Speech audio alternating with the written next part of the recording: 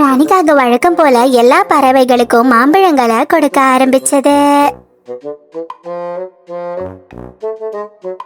ஒரு நாள் காலுக்காக ராணி கிட்ட இப்படி சொல்லுச்சு. ஏய் முட்டாள் ராணி, முதல்ல ஒரே ஒரு மாமரம் இருக்கும் போதும் மாம்பழங்களை இலவசமா தான் கொடுத்த. இப்போ மாந்தோட்டமே இருக்கு, இதையும் நீ இலவசமா தான் கொடுக்கற. உனக்கு அறிவு இருக்கா இல்லையா?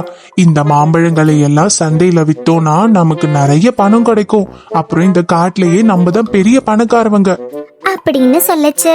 உடனே ராணிக்காகவும் இப்படி சொல்லுச்சு. அச்சச்சோ, காட்டு தேவதை சொல்லியிருக்காங்க, நான் எப்போதும் இதை இலவசமா தான் கொடுக்கணும்னு. நான் இந்த மாதிரி மாத்தி கொடுத்தா அது அவங்களுக்கு துரோகம் செய்யற மாதிரி ஆயிடும் காலு அப்படின்னு சொல்லுச்சு. உடனே காலுக்காகவும் இப்படி சொல்லுச்சு. ஏய் ராணி, நீ எதுக்காக அந்த தேவதை கிட்ட உண்மைய சொல்ற? பொய் சொல்லிட்டு போ.